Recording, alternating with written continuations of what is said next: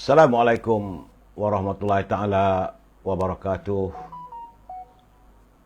Salam berbahagia, salam di alam maya. Untuk teman-teman yang berkesempatan bersama dengan saya, apa khabar Saudara Joka Karim dan Saudara Amaluddin. Juga Saudara Mustafa Ilyas, terima kasih Saudara Syahar Ibrahim, sahabat malam menemani saya untuk melabun ya, Saudara Zamari LC, Saudara Zizi Muhammad, Saudara Mazlan Khalid, Puan Syarifah Hafifah di Pasir Gudang.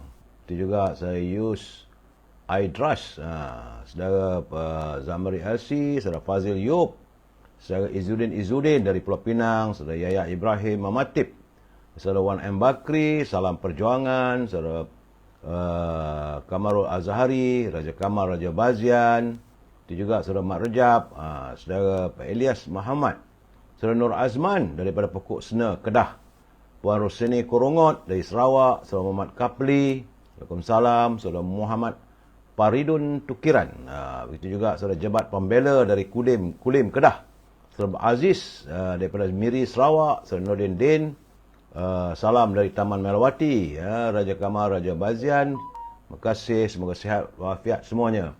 Begitu juga Saudara Joka Karim dari Mandi Serdang, Saudara Azhari Tokaya, Saudara Mak Piah Mentol, Cikgu Kip, Cikgu KF Yap, Puan Asyah, Saudara Mak Map, Saudara Rusmini daripada Pontian. Begitu Puan Kalsum, apa khabar? Salam Madani, Saudara Abdul Rahman Abdullah dari Johor Baru, Saudara Azrul Jalil, Saudara Azmi Nordin dari Bagan Datuk, Ibjah, salam pencerahan, Saudara Abu Nem, Saudara Richard Bakri, Saudara Rahim Bahulu, Waalaikumsalam, Saudara Ahmad Abdul Latif, Pak Kub Tukang katanya, minta tolonglah walau PN pujuklah Yudin supaya berani masuk parlimen besok katanya. Ya, Saudara Pak Yub, Saudara Eden, Saudara Kak Febi, apa khabar Kak? Saudara Hajah Halimah dari Setewan. Hajah, apa khabar orang Setewan? Saudara Muhammad Rejab, Saudara Syahar, Saudara Zam Taib, begitu juga Hajah Comel bin Haji Arsyad, Saudara Haji Arsyad Sabiran dari Johor, Saudara Mira Harun, Saudara Jala Ali, Puan Erna Dardiri dari Simpang Taiping, Saudara Azli Kasim, Saudara Lim, apa khabar? Saudara Tukiran Kitam daripada Muar, Johor. Semalam panas betul, panaslah Saudara Azli Idrus dari Rawang, Saudara Jaka Linglung dari Pulau Pinang, Saudara Agus Salim, Saudara Muhammad Hashim Muhammad Din, salam dari Kemayan. Begitu juga Saudara Anwar Mahmud dari Kuantan, Saudara Zek Zul, Saudara Roypa dari Dungun, Saudara Muhammad Hashim Muhammad Din, salam Madani, Saudara Hamzah Husin, Saudara Bakar Ahmad, semoga dirahmati Allah, Encik MJ Muda, Madam K, Al-Jufri, Saudara Adi Warna. Begitu juga dengan X-Wing, salam Saudara Din Wahab, Saudara Busra Muhammad Fazli, Saudara John Kelabu dari Sungai Petani. Begitu juga Encik MJ Muda, Saudara Muhammad Ali dari Tampin, Negeri Sembilan, Saudara Busra Muhammad Fazil. Kavare, selamat malam katanya. Jawa Jiwa Sijangkang. Saudara Muhammad Busra Muhammad Fazil daripada Sijangkang, Selangor. Saudara Nik, Puan Nur Maria, Puan Nuriah Asyad, itu yang Maya dari Johor Baru, Saudara Muhammad Long, daripada PK Long Lancang di Lancang Pahang, Saudara Arifin Sairin, Saudara Puan Nuraini Rahmat, Waalaikumsalam, Saudara Hashim Atan, apa khabar anda semua sihat? Saudara Haider Dir dari Melaka, Puan Nuriah Asyad, semoga sihat semua. Umi Yusuf, salam daripada Rawang, Saudara Abdul Aziz Abdul Rahman, Saudara Johasbi Jikirun dari Lahad Datu Sabah, Johasbi Jikirun dari Lahad Datu Sabah, Puan Nuriah Asyad, dia ceria selalu. Saudara Abdul Aziz Abdul Rahman, salam dari Tanjung Karang. Legisan Warino Gisan dari Pulau Pinang. Itu juga dengan Madi Castello, salam dari Pulau Pinang. Saudara Din Wahab, Saudara Edi Tun, Saudara Aftam, Saudara Al-Jufridin, Saudara Madam K, Cik Nurlia. Rubidin, apa khabar DB? Moga sehat bersama pasangan anda. Legisan Warino Bulan Terang. Bulan Terang. Cik Awang, apa khabar? Salam perpaduan katanya Saudara Osman Amin Husin. Begitu juga Puan Aminah, Kak Minah, apa khabar Kak? Moga sehat. Salam dari Melaka, Editun. Salam dari Pulau Pinang, Saudara Madi Castello, Amma, Assalamualaikum. Saudara Wan Ramli, Wan Abdul, Waalaikumsalam. Saudara Dan Dian, Nogoy. Saudara Mak Rafi Ahmad, Waalaikumsalam. Malaysia, satu Malaysia katanya. Saudara Muhammad Rafi Ahmad. Brother Jimmy, salam perpaduan dari Melaka. Saudara Muhammad Johari. Saudara Brother Jimmy dah sihat ke? Saudara Ishak Mazlin dari Baling. Saudara Ishak Madzin dari Baling Kedah. Puan Salmiah Ahmad, Waalaikumsalam. Saudara Muhammad Rafiq Ahmad, Alam Impian, panas katanya. Nak buat macam mana saudara? Suasananya begitu. Muhammad Salim Mak Hashim, saudara Kamis Nadi dari Bahau. Saudara Musa Ahmad dari Kepala Batas, Cik Awang, baik-baik ya. Saudara Nurliza, saudara Rosli Yunus, Jamaluddin Muhammad Bujang, saudara Aftam, Cik Awang, Nurliza, Abi Abidin dari Johor Bahru, saudara. Begitu juga Wan Ramli, Wan Abdul, saudara Syam, salam dari Negeri Sembilan.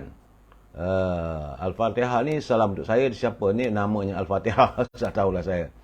Saudara Azam KZ dari Ipoh, panas katanya. Saudara Mokhtar Maharuf dari Jempol, Negeri Sembilan. Rubidin, moga sihat semua, dalam keadaan sihat katanya. Saudara Mutalib Meknun.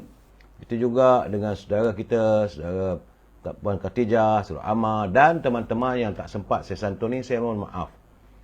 Sekadar itulah saja yang mampu saya santuni, kerana kita sentiasa dicemburui oleh waktu. Waktu mencemburui kita, saudara. Baik, saudara. Hari ini, hari Isnin, tanggal 12 Jun, semua orang dah mula bekerja. Seperti biasa, cari rezeki yang halal. Dan ini merupakan hari yang ke-1180. Penyakit virus itu masih lagi melanda negara kita. Bagaimanapun, di hari yang ke-1180, saya mendapat perkabaran daripada Kementerian Kesihatan bahawa jumlah jangkitan berjumlah 3,814 orang daripada 4 Jun hingga 10 Jun. Artinya ada pengurangan, ada susut. Bagaimanapun masih ada lagi jangkitannya. Dan Selangor masih mengungguli dengan jangkitan 1,217, Bulan Persekutuan 859. Tapi masih susut, saudara. Johor dah turun 80. Cuma di Sabah dan Sarawak ada peningkatan. Sabah 90, di Sarawak ada 324 jangkitan. Lain-lain negeri semua susut, saudara. Macam di Perlis 20 dalam tempoh seminggu, saudara. Jadi saya mengharapkan teman-teman pastikan kita menjaga penjarakan sosial. Bila kita keluar rumah, kalau boleh pakai pelitup muka, dan bila balik rumah pastikan diri kita sentiasa bersih. Jangan terkam anak-anak dengan tangan kita yang tak bersabun dan sebagainya. Saudara, jagalah saudara. Kita jaga keluarga kita, insya-Allah keadaan suasana boleh ditenang. Kerana sekarang ni laporan yang saya dapat turun susut banyak. Daripada 88,000 pada 3,300. Ya, saudara. Alhamdulillah. Terima kasihlah Dr. Masliha bekerja dengan begitu gigih untuk memastikan penyakit tersebut. Saya tak boleh sebut nama penyakit saya sebab saya dilarang oleh penyedia halaman ini. Kerana itulah tuntutan daripada negara-negara luar, khususnya negara Amerika, tak boleh disebut. Begitu juga dengan ubatnya pun tak boleh disebut. Nanti jadi masalah kita, saudara. Baik, saudara. Selesai saya memberi pencerahan sedikit tentang keadaan kesihatan negara kita ini. Jangan lupa, saudara, untuk kita sentiasa mencari rezeki yang halal. Berniagalah, saudara. Kalau anda mempunyai produk, jangan malu-malu. Hubungi Al-Azhar di talian 011-330-41241. Ini bagi membolehkan saya memberi pencerahan produk-produk yang anda cuba pasarkan. Al-Azhar meneruskan usahanya memasarkan Stangi Al-Baqur, iaitu seperti macam kemian dibakar satu rumah wangi, harum merbak, saudara. Dan kena ingat, saudara, rumah ataupun bilik yang sentiasa harum semerbak itu adalah kegemaran para malaikat dan kebencian para syaitan. Selain itu, Al-Azhar memasarkan minyak wangi daripada tanah Arab. Saya pun dah habis dah minyak wangi itu, saudara. Nak minta dia tolong carikan saya kembali. Amir Al-Khud, itu minyak kegemaran saya. Dah habis dah. Mungkinlah sehari 2 hari lagi mungkin dia dapat cari untuk saya. Dapatlah saya memakai semula. Sihatlah sikit badan, saudara. Bila saya pakai rasa segar, bugar, saudara. Selain daripada Al-Azhar, saudara juga boleh menghubungi Siti Farehah di talian 017-711-4300. Siti Farehah jangan lupa, dia yang manis Siti Farehah. dan juga produk yang dihasilkan olehnya itu simpulan kasih Cik Siti. Harga murah, harga rahmah, jangan risau. Apa yang saya beri penjelasan ini semuanya harganya harga yang murah, yang lebih murah daripada harga pasaran. Begitu juga kalau anda rasanya nak melabun, yang senang kita melabun, makan, mengasyikkan, jangan lupa popiah sira Lady Maria. Juga harga rahmah, boleh hubungi Nizam di talian 019-435-1203. Semua ini harga rahmah. Dan kepada teman-teman yang nak berniaga tapi tak tahu nak jual apa, modal pun dalam keadaan ciput-ciput ini, jadi elok hubungi Puan Roschun di talian 012-257-5917. Puan Roschun 012-257-5917. Daripada syarikat Emirus Super Carrier, iaitu memasarkan makanan sihat yang berasaskan oat sesuai dimakan waktu pagi, dan dalam kandungannya adalah madu, kurma, delima, aprikot, ubi seed, chia seed, vitamin C dan kolagen. Dan ini menambahkan untuk mengenyangkan perut sebagai booster tenaga waktu pagi nak bekerja, mengurangkan masalah sembelit, untuk mengimbangkan tahap kolesterol dan untuk mengimbangkan nutrisi dalam badan. Ya, kalau teman-teman boleh hubungi Puan Roschun untuk menjadi ejen, kerana beliau sedang mencari teman-teman untuk memasarkan produknya dan tak ada pun kena bayaran. Boleh hubungi beliau di talian 012-257-5917. Mat Sepana, terima kasih UMNO terus marah untuk rakyat Malaysia. Dan dalam keadaan begitu, kita santuni pula segmen naluri kehidupan saudara. Sebagaimana yang kita ketahui saudara, sesungguhnya dunia ini adalah merupakan pentas ujian buat kita semua saudara. Tidak ada seorang pun dari kalangan kita yang terlepas daripada ujian Allah. Hanya bentuk ujian itu sahaja yang berbeza-beza. Allah SWT tidak akan menimpakan ujian dan dugaan di luar kemampuan hamba-hambanya. Kadang-kadang kita diuji dengan pelbagai bentuk ujian. Sama ada ujian kesenangan maupun kesusahan. Atau diuji dengan harta benda. Sama ada kekayaan atau kemiskinan. Atau juga kita diuji dengan kehilangan dan kematian orang yang tersayang. Kita diuji mungkin hadirnya wabak penyakit yang berjangkit dan sebagainya saudara. Jadi saudara, jika kita ditimpa ujian dan musibah, kita harus bersabar saudara. Janganlah kita berburuk sangka terhadap Allah SWT dan beranggapan bahawa kita adalah orang yang paling malang. Kerana saudara, setiap ujian itu pasti ada hikmahnya. Oleh itu saudara, berusahalah untuk menghadapi ujian tersebut dengan mencari jalan penyelesaian yang bijaksana, iaitu bersabar, berdoa, bertawakal dan mendekatkan diri kita kepada Allah.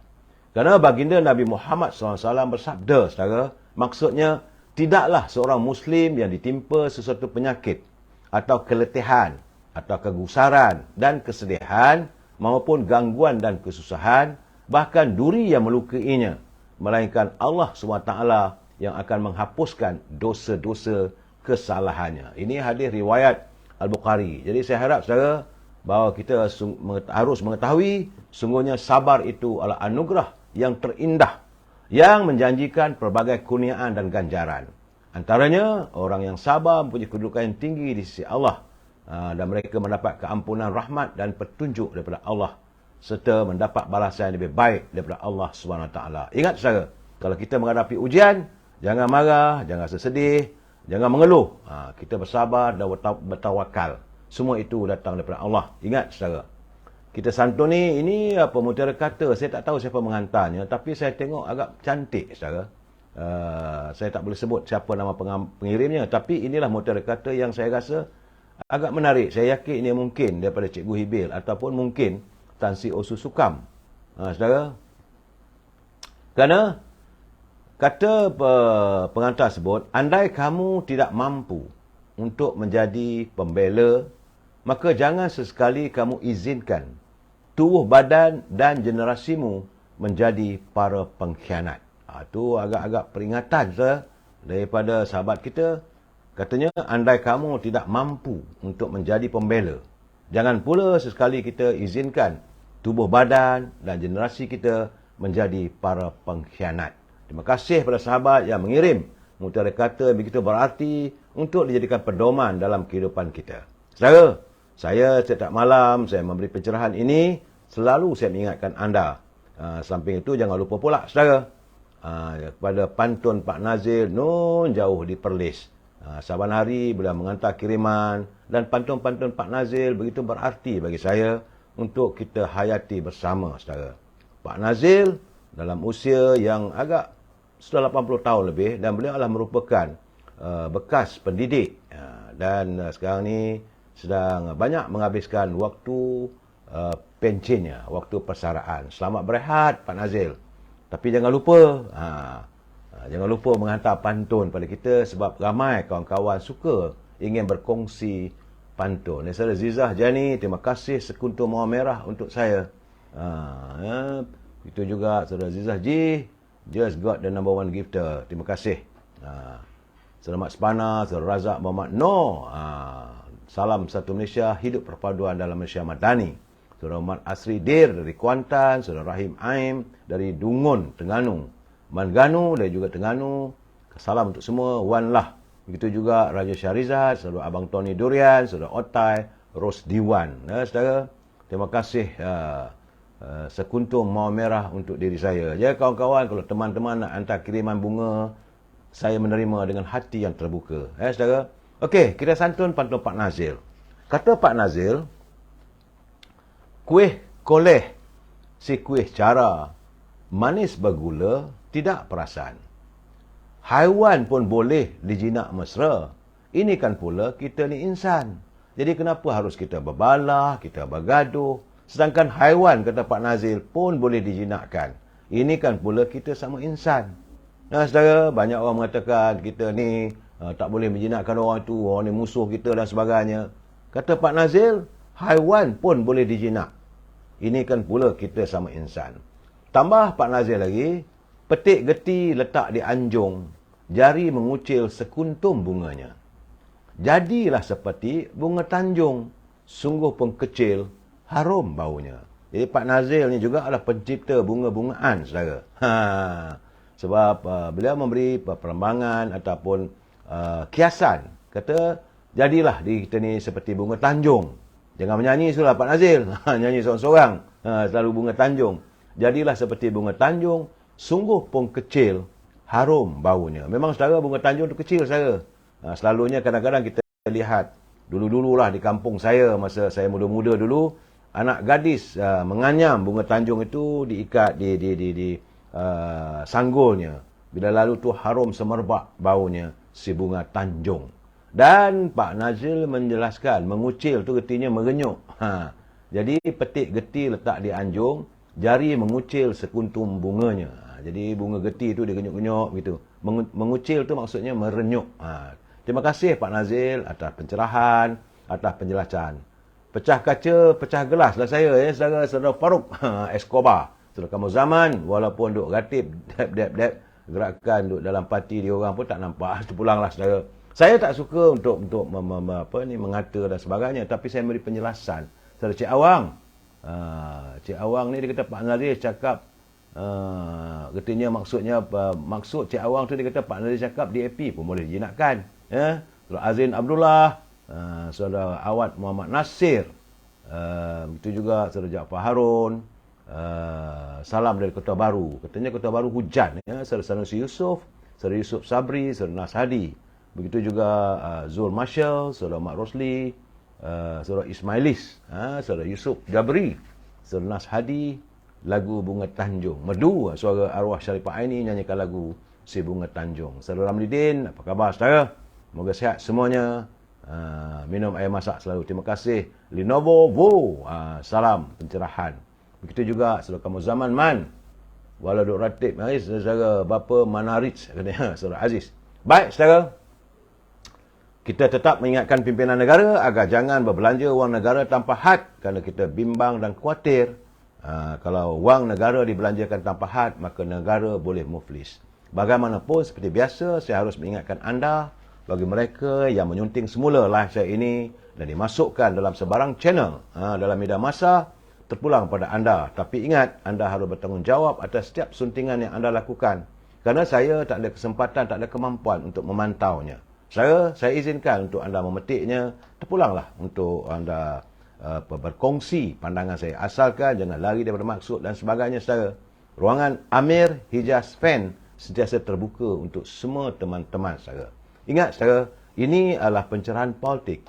Dan matlamatnya sekadar memberi informasi. Dan seandainya saya memberi pandangan ataupun ulasan, kita harus berpegang pada prinsip kita mesti bersetuju untuk tidak bersetuju. We must agree to disagree. Ini perlu dipegang, saudara. Dan kalau anda tak bersetuju, bolehlah disantuni, tetapi gunakanlah bahasa-bahasa yang sebaik mungkin. Hari ini banyak cerita kemaya-kemaya. Saya tak ada letakkan tajuk. Sebab saya cuba memberi ulasan perkembangan satu demi satu, apa yang berlaku hari ini dan semalam dalam segmen politik, saudara. Banyak nak sebut satu tajuk pun tak seronok juga, saudara. Dan saya juga harus meminta teman-teman yang menghantar kiriman, gunakanlah bahasa yang baik, kerana kita adalah warga cinta damai, menyantuni setiap permasalahan dengan penuh harmonis, saudara. Baik, saudara. Persoalan pertama, sebab orang tanya-tanya saya tajuk, saya tak ada tajuk, saudara. Tapi persoalan pertama, saya ingin menuntut, mana janjimu? Kerana di Batu Pahat, sekarang ramai rupanya mangsa banjir di sekitar Batu Pahat yang masih bertanya-tanya bilakah bantuan banjir akan dapat diterima oleh mereka. Ini kerana ada di antara mereka sudah mengisi borang sejak bulan Mac lalu. Tapi sehingga kini belum ada apa-apa berita. Ini tak betul. Datuk Seri On Hafiz, bagaimana ni? Orang Johor. Dan saya juga mengharapkan agar Kementerian Pembangunan Luar Bandar melihat daripada NADMA juga harus mengkaji kenapa perkara ini boleh berlaku. Kerana yang menghairankan, ada pengiriman menghantar pada saya, dia kata yang menghairankan ada mangsa banjir, baru saja isi borang bulan lalu tapi sudah mendapat bantuan. Ini rintis beberapa orang mangsa banjir di kampung Tanjung Sembrung yang belum menerima bantuan barangan keperluan asas BBKA berjumlah RM2,500 yang dijanjikan. Antaranya mereka ialah saudara Puan Saunah Abdul Rahman dalam usia 78 tahun, saudara Daud Anwar berusia 56 tahun, saudara Azmi Abdul Rahman, saudara Puan Safia Abdullah, Syarudin Abdullah. Mereka mendakwa mengalami kerugian antara RM5,000 hingga RM10,000 kesan pada banjir tempoh hari akibat bencana tersebut. Dan mereka amat mengharapkan agar bantuan BBKA untuk membina semula kehidupan baru selepas semua peralatan dalam rumah rosak akibat bencana awal bulan Mac lalu. Kenapa jadi begini? Katanya kampung ini tenggelam sehingga paras dada ketika banjir dan kami 3 kali berpindah ke pusat pemindahan sementara PPS kerana PPS yang kami duduki dinaiki air. Belum lagi reda dengan musibah itu, ada pula antara kami yang telah pun diberhentikan kerja kerana dikatakan mengambil cuti terlalu lama sedangkan mereka masih di PPS kerana banjir belum surut. Malah sebahagian besar daripada kami sudah berhutang dengan syarikat perabot kerana jika tidak berbuat demikian, rumah kami kosong. Ini yang saya baca juga dalam laporan, dalam Sinar dan juga ada laporan daripada media biasa, saudara. Sebab itu kebanyakan penduduk mendakwa peralatan dalam rumah mereka termasuk barang elektrik yang hanya sekadar jadikan hiasan lah kerana tidak lagi berfungsi. Apa yang mereka lahirkan, kami hanya dibenarkan pulang beberapa hari sebelum menyambut Aidilfitri. Banyak barangan rosak hingga tidak boleh digunakan. Ini membuatkan kami meraihkan Syawal dalam keadaan hiba, kata mereka. Jadi kabarnya, saudara, jurucakap bahagian pengurusan bencana daerah Batu Pahat ketika dihubungi oleh media mengakui masih ramai mangsa banjir daerah itu belum menerima bantuan terutama BBKA. Dan pihaknya masih memilih nama mangsa secara rawak dan membabitkan setengah kawasan sebelum mengagihkan bantuan. Jadi memandangkan permohonan bantuan banjir sudah ditutup hujung bulan lalu, katanya kami sedang dalam proses secara berperingkat sebelum diagihkan. Saya kata dipercepatkanlah. Kesian mangsa-mangsa banjir. Saudara, saya ingat lagi Yang Berhormat Perdana Menteri mengumumkan bantuan, Yang Berhormat Timbalan Perdana Menteri telah mengumumkan peruntukan, dan saya yakin tentulah peruntukan kerajaan telah disalurkan. Jangan kita mengwujudkan red tapes ataupun birokrasi terhadap mereka yang mengalami mangsa. Saudara, ini keadaan saya haraplah banjir yang telah melanda Johor sejak 1 Mac lalu menyebabkan 85 orang mangsa, 85,000 saudara mangsa yang terjejas dan dipindahkan di PPS. Memang antaranya kawasan Batu Pahat adalah antara kawasan yang paling tinggi. Ya, saya haraplah pegawai yang menguruskan soal pembagian itu semua perlu dilaksanakan. Saudara Anwar Bidin dia minta saya beri ulasan tentang sedia itu. Sabar lagi saudara. Nazri Tanker belum dapat semua cantik. Janji sana, janji sini. Bila dah menang, batang hidung pun tak nampak. Itu saudara. Nazri Tanker benar, saya bersetuju dengan anda. Saya tak peduli saudara sama ada pegawai itu daripada parti UMNO ke atau parti kerajaan. Kalau tak betul, kita tak kata tak betul. Sebab itu saya katakan, mana janjimu? Mereka, saya kesianlah dengan Yang Berhormat Perdana Menteri, Yang Berhormat Timbalan Perdana Menteri dan pihak-pihak menteri yang hadir kononnya meluluskan peruntukan. Tapi janganlah oleh sebab birokrasi, maka rakyat tidak mendapat hak mereka. Kesan daripada bencana sebut. Bantuan STR kalau boleh seminggu sebelum Raya Haji lah mintanya saudara. Wak Lonjong rasanya isu banjir diurus oleh Datuk Zahid. Saudara, saya akan berhubung dengan pejabat beliau. Apa dah jadi ni? Jadi sebab itu akhirnya saudara, sebab tindakan pegawai akhirnya orang atasan ataupun pemimpin yang menjadi mangsa cemohan rakyat. Ya, sebab itu terima kasih Selamat Sepana. Yang terbaik gunakanlah bahasa harmonis. Itu kan terbaik. Begitu juga. Jadi soal saudara, isu yang ada, nyatakan. Dan saya tidak akan pilih kasih saudara. Ruangan saya ini adalah ruangan untuk rakyat mengadu. Bukan ruangan untuk sekadar saya memberi pencerahan dari segi politik, tapi apa-apa yang berlaku yang menyangkupi isu rakyat, itulah yang perlu saya tangani terlebih dahulu saudara.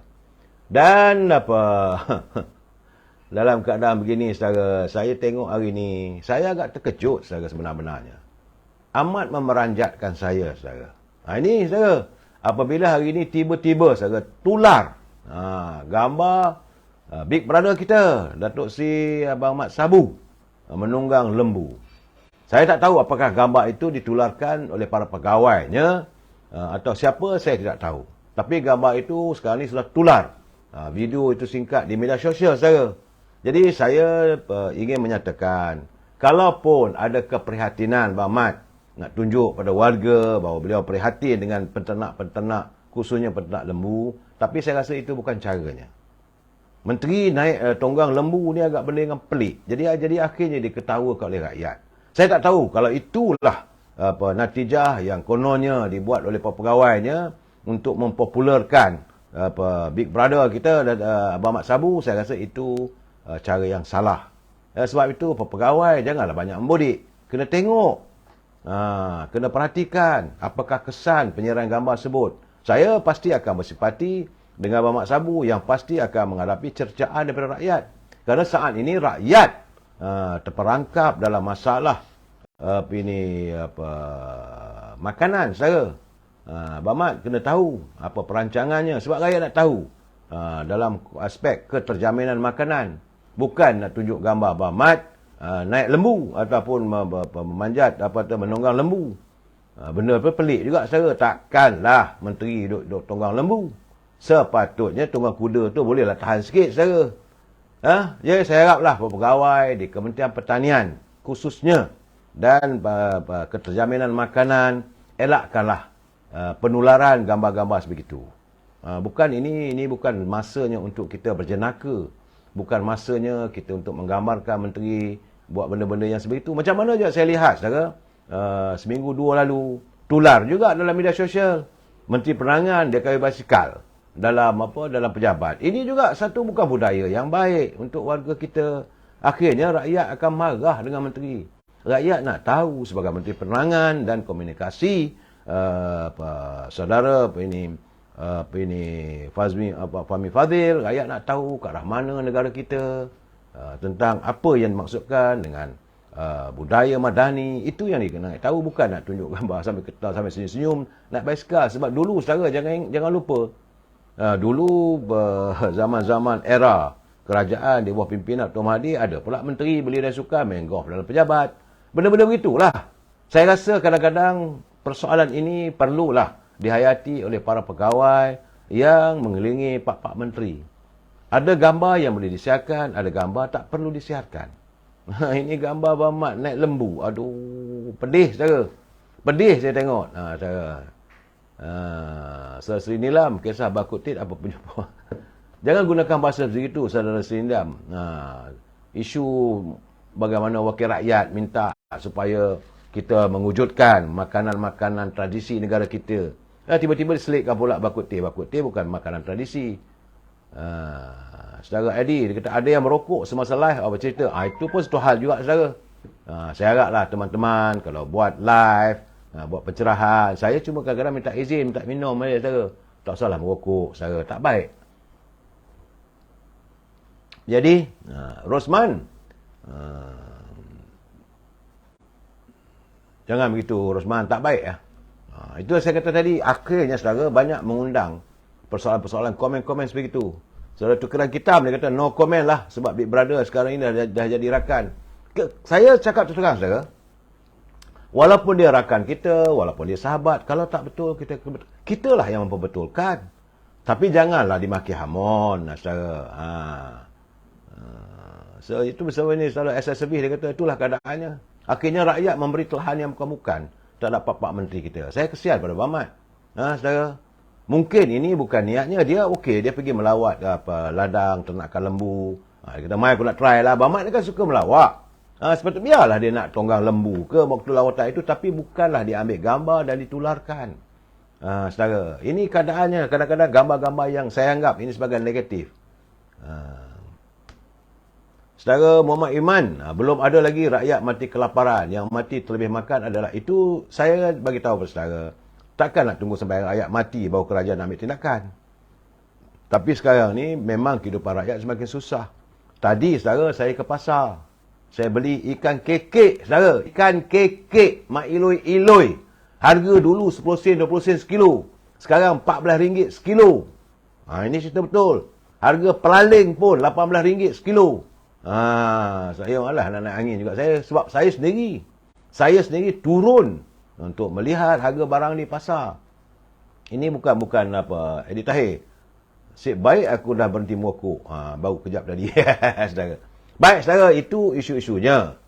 Cuma saya dah juga mengharapkan agar saudara Mas Liha, Menteri Pendidikan dapat mengkaji. Sebab petang tadi saya menyiarkan bagaimana sekitar semalam juga, kemarin saya katakan lebih 10,000 pelajar-pelajar kita yang memperolehi 8A keputusan Sijil Pelajaran Malaysia. Tapi saya dikabarkan sekitar lebih kurang 100,000 lebih pelajar-pelajar sudah pun memiliki keputusan untuk mereka tidak mahu meneruskan belajar kerana nak cari kehidupan. Sebab mereka merasakan bahawa seandainya mereka tinggi pun, maka gaji yang mereka akan perolehi tak setimpal dengan kelulusannya. Demikian saya tengok dalam tulisan dalam utusan Malaysia, saudara. Menurut Presiden Ikatan Guru-Guru Muslim Malaysia, Saudara Muhammad Aziz Hassan, dia kata pemikiran remaja lepas SPM dipengaruhi oleh gaji dan kerja yang ditawarkan masa ini. Jadi mereka merasakan gaji yang ditawarkan kalau lepasan daripada pusat pengajian tinggi pun tak berbaloi. Sebab itu katanya mereka tak mahu meneruskan pengajian ke peringkat universiti. Saya harap Menteri Pendidikan, Menteri Pengajian Tinggi dapat menangani persoalan ini. Secara kesian, anak-anak kita takkan setakat Sijil Pelajar Malaysia saja. Mereka harus pergi lebih jauh lagi. Kerajaan telah pun menyediakan, saya dengar dalam mesyuarat ataupun Perhimpunan Agung UMNO baru ni, bahawa TVET, Menteri Wanita juga bercakap, Ketua Wanita bercakap soal TVET, Menteri Pendidikan Tinggi pun cakap soal TVET. Jadi sepatutnya digalakkanlah. Ini saya rasa kadang-kadang kalau itu dibiarkan berterusan, apakah kita mahu generasi kita yang akan datang generasi yang kurang berilmu? Saudara Rabudin Pasarat, dia kata teguran membina demi kebaikan tak jadi masalah. Terima kasih saudara. Saudara Bersamah dari Puchong saudara. Baik saudara, dalam keadaan begini, semua orang dah tahu PAU sudah pun melabuhkan tirainya. Tapi harapan para perwakilan, saya masih lagi semalam saya dapat ulas kerana banyak isunya berhubung menyentuh soal Datuk Seri Najib. Kerana ramai kalangan perwakilan, boleh katakan 95% para perwakilan menzahirkan harapan mereka agar Datuk Seri Najib mendapat keadilan dalam pembicaraannya. Ya, saudara, saya terima juga bagaimana kiriman seorang teman yang membicarakan persoalan ini. tentang apakah implikasi ataupun terhadap peluang-peluang Pakatan Harapan dan Barisan Nasional untuk menghadapi 6 pilihan raya negeri ini jika Datuk Seri Najib tidak dilihat, apapun tidak warga tidak melihat Datuk Seri Najib diberi keadilan dalam pembicaraannya.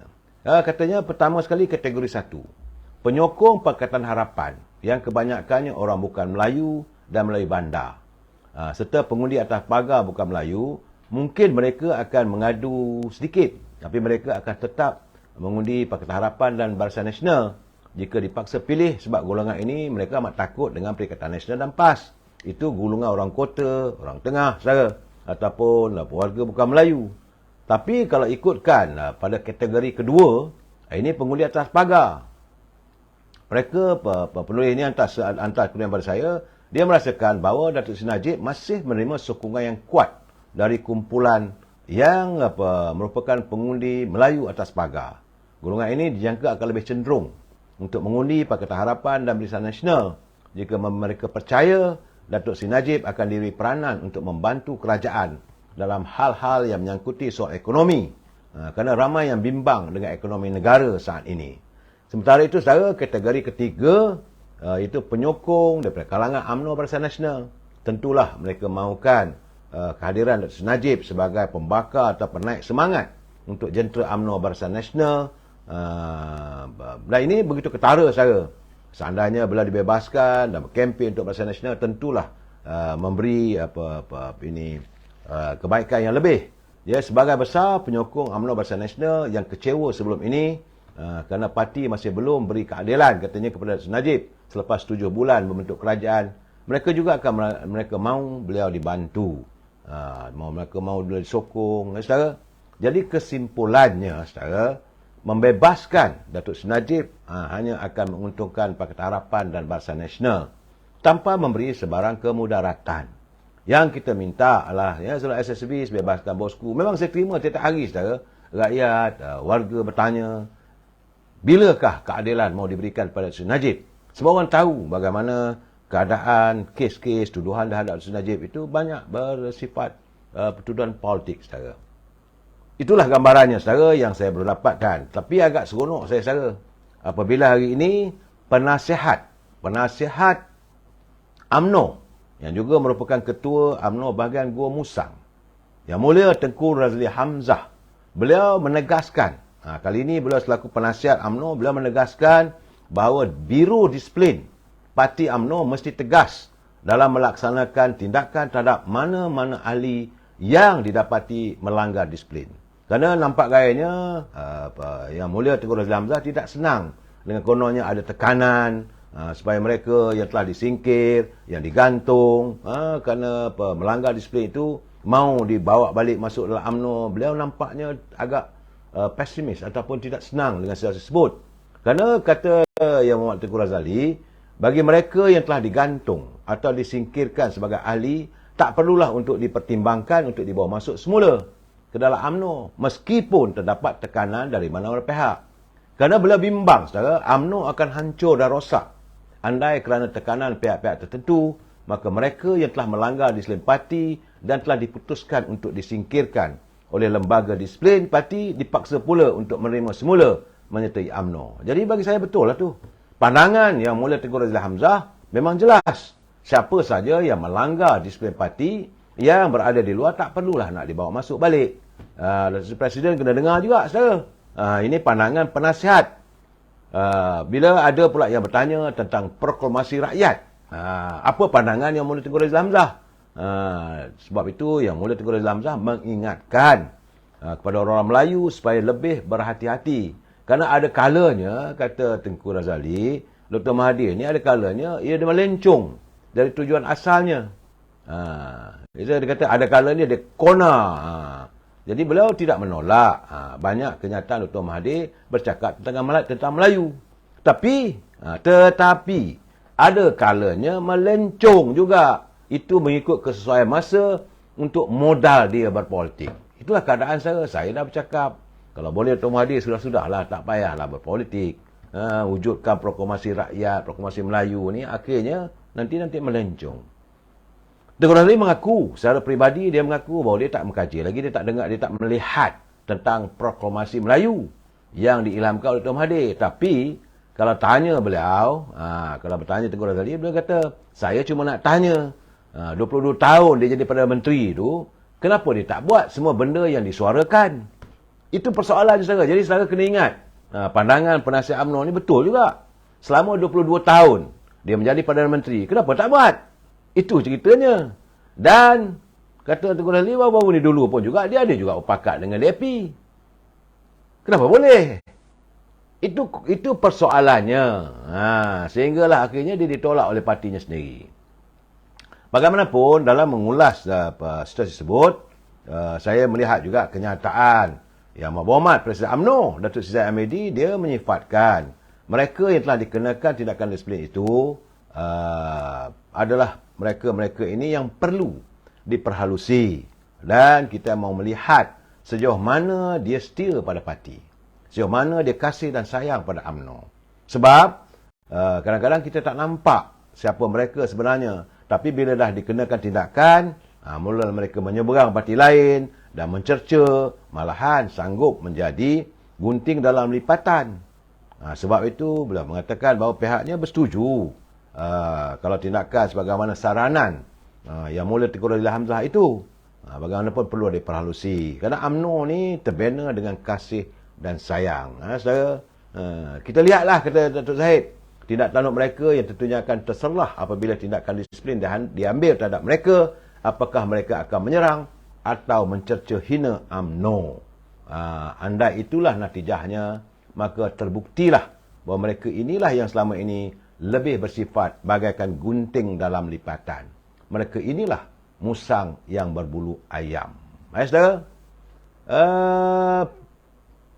saya terima tulisan daripada sahabat saya, Saudara Halim dan Bukit Bertajam. Saya ingat besoklah saya nak baca tulisan yang panjang. Cuma saya ingin membuat menyantuni kenyataan daripada Setiausaha Agung, veteran UMNO, Datuk Mustafa Yaakob. Dia kata satu ketika dahulu, saat berada dalam UMNO, satu ketika dahulu dia pernah menabalkan orang untuk menjadi Sultan Kelantan pada tahun 1993 ketika kemelut antara Istana Kelantan. Saya tak nak sebut nama orang tu saya ingat-ingat sendiri saya lah. Sebab saya orang dah disingkir dan bersiap khianat pada parti, sebagai saya tak layak untuk saya sebut namanya. Malah nak sebut saya. Nanti kalau sebut nama nanti garang saya tak apa pasal saya. Jadi pada tahun 1993 ketika kemelut antara Istana Kelantan, dia menobatkan Tengku Ibrahim Petra sebagai Sultan. Hari ini dia bercerita pula kononnya nak membuka lantera, mahu memperjuangkan demi agama bangsa tanah air serta kedaulatan Raja-Raja Melayu. Aduh. Kita tengoklah pula apa pula modal politik yang akan datang ataupun lelucon politik yang akan dilontarkannya. Sebab itu saya katakan saudara, sila buka lembaran media Sinar pada tanggal 21 November 2020. Saya bila bercakap benda itu, saya buka balik kenyataan-kenyataan dilontarkan sewaktu dia berada dalam UMNO. Buka lembaran tanggal 21 November 2020 yang dilaporkan oleh wartawan Nur Afizah Jaafar dengan tajuk besar. Katanya, saya nak mati dalam UMNO. Jadi soalnya kita tanya dia, mana janji-janji manismu? Kerana hari ini dia membelasah UMNO setengah mati. Sebab itu bagi saya orang ni tak layak untuk diyakini, cakap-cakap ni tak boleh pakai. Ini yang kata cakap tak serupa bikin. Saudara, jadi sebab itu saya merasakan saranan. Ini kata Datuk Mustafa, sebab itu saranan bekas pimpinan UMNO mahu orang Melayu dan Islam mengangkat Parti PAS sebagai terah utama perjuangan ummah bukanlah sesuatu yang mengejutkan. Itu kenyataan dia.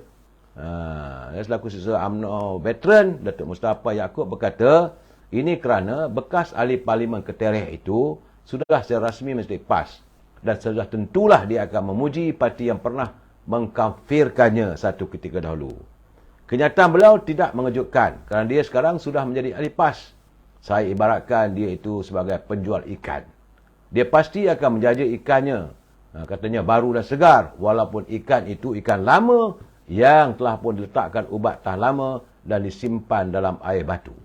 Jadi bukanlah sesuatu yang pelik dengan kenyataan itu, kerana ketika berada dalam UMNO, dia tahu apa yang dia kata kepada PAS. Dan sekarang bila berada dalam PAS, dia mengata UMNO pula. Dia puji PAS melangit. Itu kenyataan Susah Agung UMNO veteran Datuk Mustafa Yaakob. Dia tak pelik dia. Sekarang ni dia kata dia nampaklah seolah PAS ni jujur berjuang untuk agama bangsa negara. Kejuruan PAS. Tapi kejuruan PAS yang sanggup menjual agama, menonggak agama, yang dulu dibelasah hanya setengah mati, apa dah jadi? Jadi sebab itu Datuk Mustafa Yaakob menyarankan supaya dia lupakanlah UMNO. Tak payah bercakap soal UMNO lah. Kerana dia telah memilih destinasi barunya. Selamat berjuang dalam PAS. Semoga dia dapat menyesuaikan dirinya dalam PAS dan berjaya menjadi tokoh penting PAS. Tak apalah, kata Datuk Mustafa Yaakob. Kami halalkanlah makan minum dan kesenangannya semasa berada dalam PAS. Cuma kami minta janganlah bila habis manis sepah dibuang, saudara. Saudara, saya masih live lagi. Nanti saya call balik, saudara. Saya masih live lagi, saudara. Saudara, jadi kesan daripada itu. Sebab itu saya bagi tahu pada kawan-kawannya, teman-temannya, nasihatlah dia. Jangan berlebih-lebihan, saudara. Kalau dia masih lagi menyerang UMNO, keberadaannya dalam PAS, maka akhirnya orang akan buka balik segala kisah silam. Jangan tunjuk diri kita hebat, jangan tunjuk kita suci. Janganlah bila dah menyertai parti yang kononnya parti berasaskan Islam, iaitu parti PAS, maka anda dilihat suci. Kerana kena lihat, saudara, pada tahun 2017, tanggal 31 Januari. Jangan lupa, ini kes ini belum selesai lagi. Pada tanggal 31 Januari 2017, ada dilaporkan oleh media sinar bahawa Suruhanjaya Pencegah Rasuah Malaysia mengesahkan telah membuka kertas siasatan berhubung dakwaan penyelewengan dan salah guna kuasa terhadap dia yang digantung tugas sebagai pengurusi MARA. SPRM dalam satu kenyataan berkata, agensi berkenaan akan bekerjasama dengan bahagian audit dalaman MARA bagi menyiasat beberapa isu, membabitkan isu rasuah dan salah guna kuasa. Dan ini tegaskan bahawa siasatan SPRM tertumpu pada isu rasuah dan salah guna kuasa. Berhubung pembabitan beliau dalam penajaan pasukan bola sepak Kelantan. Saudara, jangan saudara. Sebab itu saya haraplah kalau sahabat karib beliau, orang yang rapat dengan si dia, nasihat-nasihatlah. Jangan terlajak. Kalau lebih-lebih nanti, orang akan belasah lebih teruk. Bagi saya lah, tak nak masuk menyertai parti sebut. Tapi janganlah bila menyertai parti sebut, maka UMNO ni dilihat jijik sejijik-jijiknya. Malah mau dikuburkan. Sedangkan dia pernah melafazkan, kalau boleh saya nak mati dalam UMNO. Jadi orang melihat, orang macam ini apakah boleh diyakini cakapnya? Jadi bagi saya lah, saya haraplah, Selamat Kelana dia kata pemimpin seperti dia tu bukan bersih. Cuma dia kata dia tak ada bukti. Sabarlah saudara. Kesan ini kadang-kadang, kesan ini orang akan buka balik. File-file begitu. Dia nak berceramah, boleh berceramah. Tak ada masalah. Saudara Pen Omi, biarlah dia berceramah. Tapi masalahnya saudara, sebagaimana kata ketua perangan, seorang ketua perangan UMNO bahagian Ketereh, saudara Nik Saiful Adli, dia berkata ajakan bekas ketua bahagian itu supaya rakyat bersama-sama menyokong PAS memanglah telah pun dijangka. Katanya skrip beliau sudah menjadi skrip biasa yang dibacakan oleh ahli baru PAS yang baru melompat, yang meninggalkan parti. Jadi bukan saja dia, bahkan pemimpin lain yang masuk PAS dari parti lain juga buat perkara sama. Itu belum termasuk skrip untuk menghentam parti asal yang mereka tinggalkan. Jadi dia percaya ada dalam silibus ahli-ahli PAS tersebut katanya. Nik Saiful berkata apa yang menarik, bekas menteri sebut dan bekas Susah Agung itu turut membuat perbandingan UMNO dengan PAS. Itu parti barunya yang kononnya lebih jujur dari perjuangan. Itu yang kadang-kadang orang melihat, betul kau cakap ni. Sebenarnya ramai orang tidak tahu sejarah kerjasama PAS dengan parti-parti lain sejak awal kemerdekaan. Bolehlah dia membuat naratif kata itu ini. Tidak ada parti yang pernah bersama PAS kekal atau kerjasama berakhir dengan pembalahan. PAS pernah bersama dengan Parti Perikatan Barisan Nasional dari 1972 hingga 1978. Tapi akhirnya tinggallah gabungan itu. PAS juga pernah bergabung membentuk Angkatan Perpaduan Ummah pada 1990, termasuk Gagasan Rakyat bersama DAP dan Parti Rakyat semasa pilihan raya umum PRU bila APU gagal, PAS keluar. Pada tahun 1999, ketika pemecatan Datuk Seri Anwar Ibrahim, beliau berkata PAS juga mengambil kesempatan membuat gagasan baru dinamakan Barisan Alternatif bersama penyokong-penyokong Perdana Menteri sekarang yang ada sekarang. Jadi Pakatan Rakyat juga dibentuk pada tahun 2008 serta Gagasan Sejahtera bersama Parti Ikatan pada 2016. Semuanya ditinggalkan oleh PAS. PAS kembali bersama UMNO membentuk Muafakat Nasional pada 2019. Namun sekali lagi keluar gabungan itu untuk bersama bersatu dan membentuk Perikatan Nasional. Sejarah ini, kata Ketua Perangan UMNO Ketereh itu tadi, kata sejarah ini patut semua orang ingat kerana ketika itu dia adalah susah agung. Dan melihat sejarah perpecahan dilalui PAS dalam gabungan pelbagai parti, adakah ini dimaksudkan PAS berjaya menyatukan orang Melayu? Bekas Exco Pemuda itu berkata jika hendak dibandingkan UMNO yang bentuk kerjasama dalam Parti Perikatan yang kemudian bertukar nama kepada Barisan Nasional sehingga kini masih kekal, hampir semua parti komponennya kekal. Jadi dia sendiri lebih 30 tahun memimpin UMNO di pelbagai peringkat dan tidak pernah berniat meninggalkan parti sehingga dipecat kalian. Jadi jika beliau kata pemimpin UMNO gagal pemimpin orang Melayu, bukankah beliau juga sebahagian dari pemimpin UMNO ketika itu? Jika benar dakwaan parti UMNO tidak relevan, pastinya beliau sendiri tidak menunggu puluhan tahun untuk setia bersamanya. Itu tulisan kenyataan daripada Ketua Perangan UMNO Ketereh yang pernah bersama dengannya. Ya, sebab itu saya juga menarik saya. Agak menarik saya adalah tulisan daripada sahabat saya, Syaibuddin Hussein. Malam ni saya membicarakan soal itu saya. Kita nak menjawab, menjelaskan kerana nampak gayanya semalam kemarin saya dalam tular dalam media sosial garang sangat. Dia membelasah UMNO ni dalam perhimpunan di Rawang, saudara tak silap. Tak apalah. Kalau anda bersama dengan parti PAS atau Belanga Perikatan Nasional, tak ada masalah. Juallah, jajalah impian anda bagaimana mau menggamit yakin rakyat terhadap parti yang anda sekongkoli bersama. Tapi jangan lupa bahawa anda bukannya meninggalkan UMNO, anda disingkirkan oleh UMNO atas sifat ataupun kecurangan yang anda lakukan. Sebab itu lembaga disiplin UMNO melihat anda bukanlah orang yang selayaknya berada dalam UMNO. Tapi bila anda dari luar UMNO, anda memburuk ke UMNO, bagi saya lah itu tidak sepatutnya. Sebab itu saya menyantuni tulisan saudara Syaibuddin Hussein. Dia kata bekas pemimpin UMNO yang akhirnya memilih PAS sebagai wadah baru bagi meneruskan perjuangannya dilihat tidak memiliki nilai tambah buat PAS. Dia kata tak ada nilai tambah pun dalam PAS.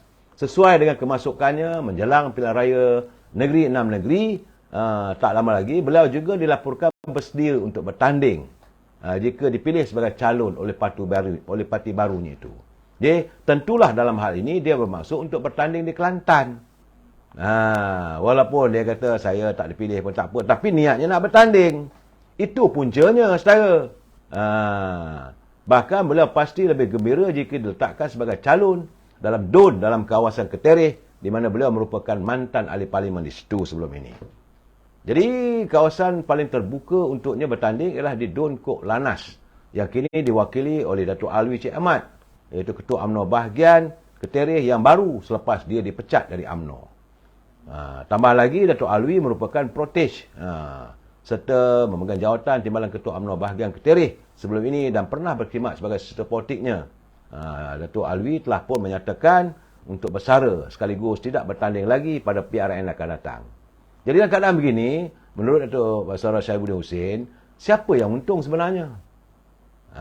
Bila dia masuk PAS, apakah PAS beruntung ataupun dia yang beruntung?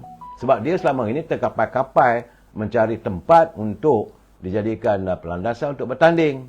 Untuk dia memilih parti PPBM, dia sendiri tidak yakin. Kalau dia yakin bahawa PBM itu parti yang terbaik, tentu dia akan menyertai PBM. Tapi kenapa dia memilih untuk menyertai parti PAS? Itu persoalan dia sendiri jawablah. Saudara, sebab PAS bagi saya sekarang ni, sambung tulisan saudara Syaibuddin Hussein lagi, dia kata, katalah, kalau dia menang lah, Kalau mungkinlah PAS menang lagi mempertahankan kursi-kursi di Kelantan, masih boleh memerintah Kelantan. Apakah dia boleh layak dilantik dia sebagai Exco? Ataupun konon jauh sekali lah yang menteri besar. Kerana tentulah istana tidak akan merestuinya. Kerana jangan lupa saudara, 1993 beliau pernah menabalkan orang lain sebagai calon ini. Semua orang sedia maklum. Dan rasanya rakyat Kelantan belum lupa pada 1993 ketika berlaku kemelut Istana Kelantan, dia telah menobatkan Tengku Ibrahim Putra sebagai Sultan Kelantan. Jadi amat mustahil lah pihak Istana Kelantan sekarang ni sedia untuk merestuinya. Untuk dilantikkan sebagai Exco. Jauh sekali sebagai menteri besar. Jadi mudah kata saudara Syaibuddin Husin, dirinya tidak memberi apa-apa nilai tambah. Bukan saja kepada PAS sebagai parti politik, tapi juga pada kerajaan negeri yang diterajui oleh parti itu. Lainlah kalau dicalonkan Negeri Sembilan, lainlah saudara. Kalau betul-betul hebat. Itu keadaannya, saya merasakan dalam keadaan-keadaan begini saudara. Cuma saya nak harap. Dan saya bukan saya nak harap, saya amat berharap agar mereka yang rapat dengan dia supaya janganlah serang UMNO teruk-teruk. Kerana bila anda menyerang UMNO dengan tuduhan kononnya 2 juta ahli UMNO, dulu kata kalau beliau masuk PAS, 1000 orang ahli UMNO akan menyertai PAS bersamanya dengannya. Tapi mana yang 1000 orang tu? Buktikanlah. Dan dalam ceramah di Senawang, saya kata itu bukan kenyataan yang bertepatan bila kata 2 juta orang tidak lagi banyak orang mengatakan 2 juta ahli UMNO. Saya kata itu salah. Kenyataannya yang benar, saya cuba hayati benar. Kenyataannya dia mengatakan bahawa 2 juta orang yang dulu menyokong dalam pilihan raya UMNO sudah pun mengalih tidak menyokong. Itu benar. Tapi mengatakan 2 juta ahli UMNO keluar daripada UMNO itu tak betul. Saya nak cakap tak betul tu. Cuma saya nak mengharapkanlah kepada dia selaku orang politik, sebelum anda diserang lebih teruk lagi oleh UMNO. Kerana saya melihat sekarang ni saudara, ini kempen sentimen kebencian, segala-galanya salah UMNO. Semua salah UMNO. Saudara, dulu dilancarkan kempen asal bukan UMNO. Dan kini senarainya berbeza sikit. Cuma dia kata semuanya salah UMNO. UMNO tak betul, UMNO tak kena, pemimpin UMNO begitu, pemimpin UMNO begini. Sedangkan dulu dia menjilat bagai anak rak. Saya bukan lupa saya sewaktu beliau berada di tingkat 38. Saya kadang-kadang saya bersimpati jugalah dengan Presiden UMNO. Begitulah beliau berlapang dada menerima kehadirannya, akhirnya beliau diserang bagai anak rak. Saudara jangan lupa saudara, walaupun dikhianati orang macam Isyamuddin Tun Hussein On. Saya cakap terus terang saudara, bila berlaku langkah Syaraton dan sebagainya, dia dipercayai antara pemainnya. Saudara, yang bawa ahli-ahli UMNO menyeberang menyertai parti PBM. Dia terselamatlah dapat jadi menteri. Tetapi dalam perkembangan terbaru selepas itu, Datuk Seri Zahid melantik beliau sebagai Bendahari Barisan Nasional. Begitulah berlapang dadanya Presiden UMNO. Tapi selepas saja berlaku pilihan raya yang ke-15, dia pula buat hal antara orang yang dilihat pemain utama mengajak ahli-ahli Parlimen UMNO menyertai gerumbulan mereka menyokong Tan Sri Muhyiddin. Jadi sebab itulah maka tindakan diambil menggantung beliau sebagai ahli UMNO. Jadi saya merasakan segala-gala sekarang ni semua salah UMNO. Bagaimana yang saya katakan dulu lagi, saudara, bahawa hari ini semua orang menyalahkan UMNO kerana UMNO tidak bersama dengan PBBM atau dengan Perikatan Nasional. Kalau UMNO bersetuju ikut dengan Perikatan Nasional dan membentuk kerajaan baru, Tan Sri Muhyiddin jadi Perdana Menteri, apakah beliau tidak dilihat salah? Maka pihak Pakatan Harapan pula mengatakan UMNO yang salah kerana tidak memilih parti yang menang majoritinya, di kalangan minoritinya adalah parti Pakatan Harapan. Saya hairan bagaimana pimpinan dalam Perikatan Nasional mengatakan bahawa mereka merupakan parti yang mendapat majoriti untuk dilantik sebagai Perdana Menteri. Saya kata janganlah kelirukan rakyat. parti yang mendapat majoriti, saudara, ini realiti. Iaitu 82 kursi Parti Pakatan Harapan. Kenapa diketepikan fakta ini? Kenapa dikelirukan fikiran rakyat? Saya hairan. Kenapa pemimpin-pemimpin UMNO atau pemimpin-pemimpin politik sanggup menipu rakyat? Mestikah mereka menipu rakyat mengatakan bahawa Perikatan Nasional mendapat sokongan majoriti di kalangan ahli Dewan Negara, Dewan Rakyat. Sedangkan yang dapat 82 kursi majoritinya adalah Pakatan Harapan. Bila hadirnya 30 sokongan daripada UMNO mencukupkan. Jadi di mana letaknya? Faktanya mengatakan Perikatan Nasional adalah parti yang mendapat majoriti rakyat untuk membentuk kerajaan. Tolonglah bercakap betul-betul. Yang pilihan raya lepas, rakyat tak pilih semua. Semua parti terkangkang. Tak boleh tubuh kerajaan. Tetapi Pakatan Harapan dapat 82 kursi parlimen. Perikatan Nasional, sewaktu pembentukan dilakukan, cuma 73. Jauh bezanya tu. 82 dengan 73, 9 kursi parlimen. Macam mana mereka mengatakan bahawa Perikatan Nasional ada majoriti? Hanya kerana berlaku, aku bersumpah, kerana berlaku pembelotan di kalangan warga UMNO. Sekarang pula dituduh pula lagi bahawa semua ini adalah percaturan ini seolah-olah telah pun direncanakan oleh Zahid Hamidi lebih awal yang mau menjadikan Datuk Seri Anwar Ibrahim sebagai Perdana Menteri. Saya kata, kok mana ni? Tang mana celoknya? Sebab pilihan raya dulu kita bertanding saya Solo. Jadi begitulah keadaannya. Asyik-asyik sekarang ni, segala-galanya UMNO yang salah. Saudara Moribus, saya tak maulah kata parti mereka nak kelongkang dan sebagainya. Tidak, saya selalu mengatakan bahawa kita jangan buat kerja Tuhan. Kita tunggulah pilihan raya di 6 buah negeri dan saya yakin, keyakinan saya, rakyat pasti akan buat perhitungan kerana rakyat hari ini mereka sudah pun celik. Tidak boleh dibutakan dengan berita-berita dan andaian yang bukan-bukan. Soal bila mereka berkempen, yang datang sampai 20,000, 30,000, bagi saya itu adalah biasa rakyat nak dengar. Orang Melayu saya memang suka dengar maki hamon, suka dengar orang bergaduh. Contoh, selalu saya katakan, bukalah kedai Tom Yam, kalau ada TV, dia suka tengok kalau ada orang memasangkan ini TV, siaran wrestling. Suka tengok orang bergaduh. Tapi sokongan belum pasti, saudara. Tunggulah pilihan raya nanti. Ya, saya harap saudara tenang-tenangkan fikiran. Kita jumpa lagi besok. Wabillahi taufiq wal hidayah. Assalamualaikum warahmatullahi taala wabarakatuh. Selamat malam.